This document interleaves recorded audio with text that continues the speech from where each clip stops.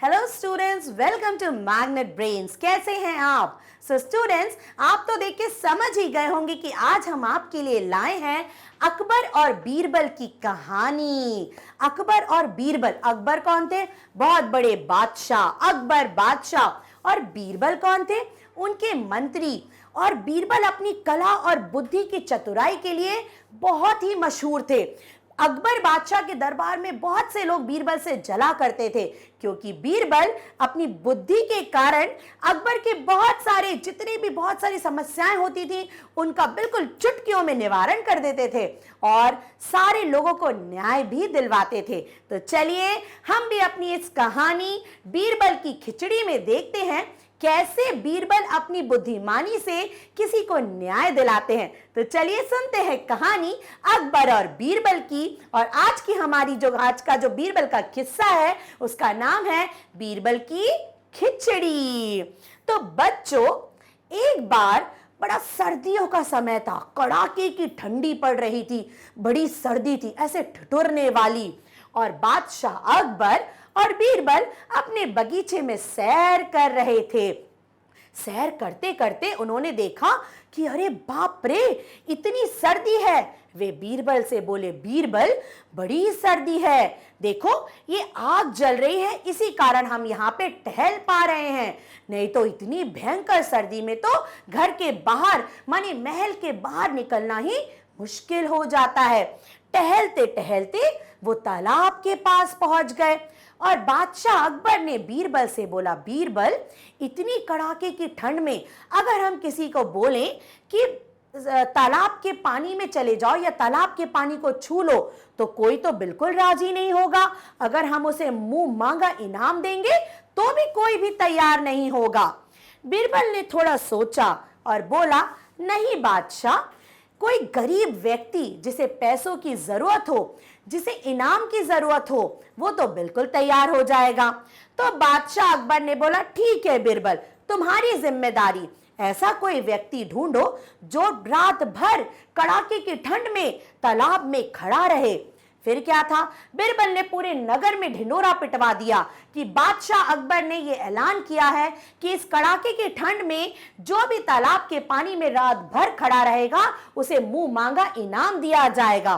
फिर क्या हुआ, एक गरीब व्यक्ति जो बड़ा ही गरीब था लेकिन उसे पैसों की सख्त जरूरत थी, उसे पैसे चाहिए थे, वो आया और उसने बीरबल से बोला, बीरबल महाराज, मैं जरूर ये काम करूंगा क्योंकि मैं बहुत गरीब हूं, मुझे पैसों की बहुत जरूरत है, तो मैं पानी में रात भर खड़ा रहूंगा।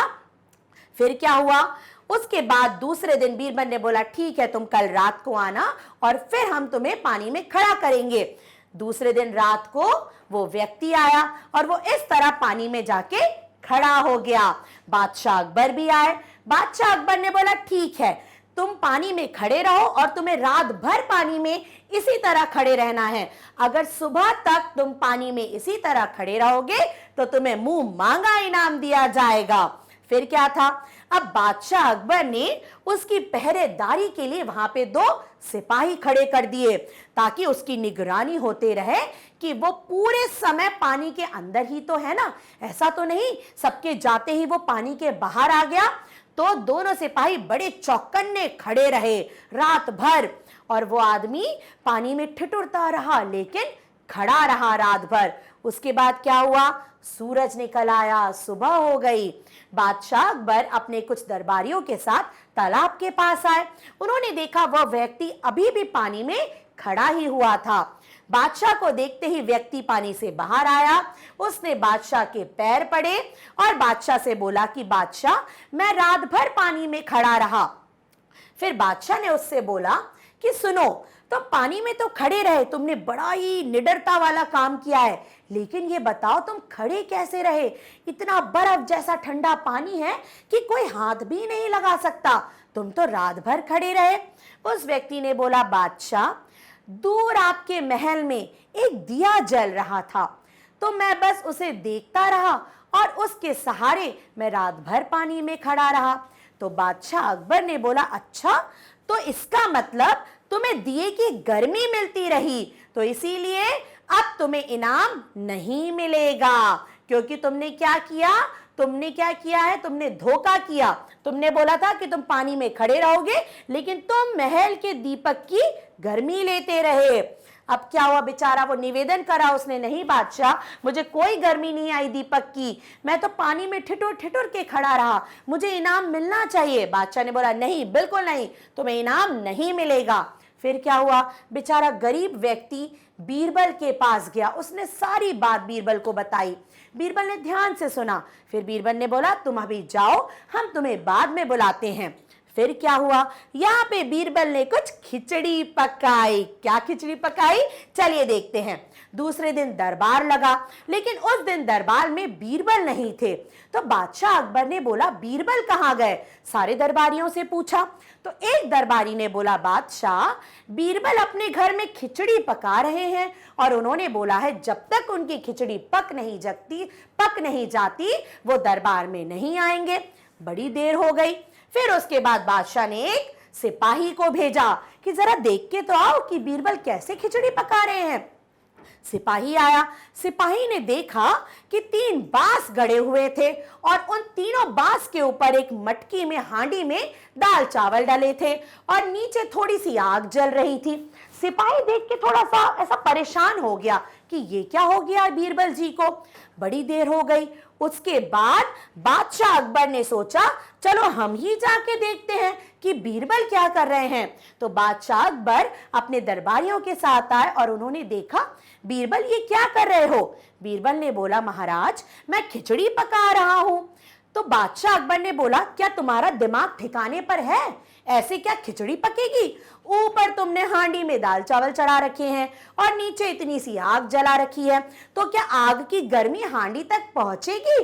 फिर क्या था, बीरबल ने जवाब दिया बादशाह अकबर जैसे दूर महल के दिए की गर्मी उस गरीब व्यक्ति तक पहुंच गई, उसी तरह मेरी खिचड़ी भी पक जाएगी। फिर क्या था, बादशाह अकबर को ये बात समझ में आ गई। वे समझ गए कि दिया बहुत दूर जल रहा था, उसकी गर्मी तालाब में खड़े व्यक्ति तक नहीं पहुंच सकती, जिस तरह नीचे की आग की गर्मी हांडी तक नहीं पहुंच सकती। तो अकबर बादशाह बीरबल की यह बात समझ गए और उन्होंने बीरबल से बहुत खुश हो गए और बीरबल से बोला बीरबल आज फिर तुमने अपनी बुद्धिमानी का इस्तेमाल करके मुझे अन्याय करने से बचा लिया, तो बस कल दरबार में तुम उस व्यक्ति को बुलाओ, उसे मुंह मांगा इनाम दिया जाएगा। फिर दूसरे दिन उस व्यक्ति को दरबार में बुलाया गया और उसे मुंह मांगा इनाम दिया गया। तो देखा आपने कैसे बीरबल ने अपनी खिचड़ी पकाई और कैसे गरीब व्यक्ति को न्याय दिलाया। तो यही होता है, यही ऐसे ही किस्से और ऐसे ही अपनी बुद्धिमानी का प्रयोग कर करके बीरबल ने कई लोगों को न्याय दिलवाए थे। तो बस इसी तरह जैसे हमने आज बीरबल का किस्सा सुना, बीरबल की खिचड़ी, ऐसे ही किस्से हम सुनते रहेंगे और बीरबल से हम भी कुछ, बीरबल की सीख लेकर हम भी कुछ बुद्धिमान बनने की कोशिश करेंगे। तो कैसी लगी आपको हमारी आज का किस्सा बीरबल की खिचड़ी। तो बस इसी तरह आप मैग्नेट ब्रेन्स के साथ जुड़े रहिए और अकबर और बीरबल की कहानियां देखते रहिए। तो माय डियर स्टूडेंट्स, आपको यहाँ पे सिर्फ अकबर और बीरबल की कहानियां नहीं मिलेंगी, आपको बहुत सारी पंचतंत्र की कहानियां भी मिलेंगी, जिन्हें सिर्फ आप सुनेंगे नहीं, उनसे बहुत कुछ सीखेंगे भी। तो बस बने रहिए मैग्नेट ब्रेन्स के साथ और सुनते रहिए अकबर और बीरबल की कहानी।